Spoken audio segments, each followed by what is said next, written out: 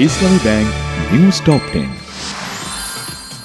March for Gaza কর্মসূচি আজ দুপুরে রাজধানীর সোহরাওয়ার্দী উদ্যানে হবে মূল আয়োজন। এ কর্মসূচিতে যোগ দিতে এরই মধ্যে রাজধানীর বিভিন্ন প্রান্ত থেকে জড়ো হয়েছেন সর্বস্তরের মানুষ।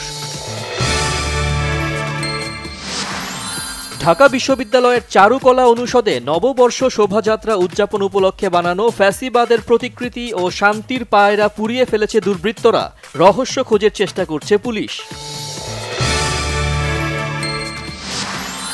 ভারত ট্রান্সশিপমেন্ট সুবিধা বাতিল করায় দ্রুত গতিতে পণ্য রপ্তানির সহজ পথ হাতছাড়া হলো উদ্যোক্তাদের আশঙ্কা।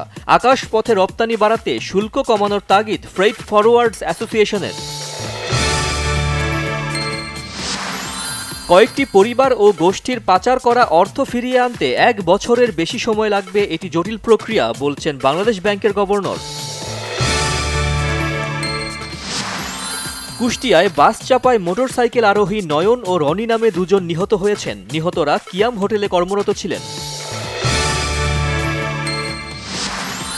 মোটরসাইকেল পার্কিংকে কেন্দ্র করে সিলেটের স্বেচ্ছাসেবক দল ও ছাত্রলীগের দুপক্ষের সংঘর্ষে অন্তত 10 জন আহত হয়েছেন।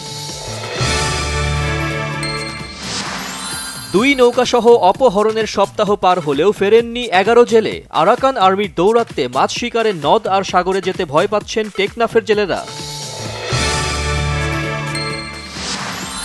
গাজায় রাতভর বিমান হামলা চালিয়েছে ইসরায়েলি সেনারা। ভূখণ্ডটিতে নতুন করে হত্যা করা হয়েছে অন্তত 20 ফিলিস্তিনিকে। বাংলাদেশের হয়ে খেলতে আগ্রহী কানাডিয়ান ফুটবলার সামিত। সাময়িক চমক নয়, ফুটবলে স্থায়ী উন্নয়নে গুরুত্ব আমিনুল হকের। ঢাকা প্রিমিয়ার লিগ ক্রিকেটে লিগ পর্বে নিজেদের শেষ ম্যাচে মুখোমুখি 2 চিরপ্রতিদ্বন্দ্বী আবাহনী লিমিটেড ও মোহামেডান স্পোর্টিং ক্লাব।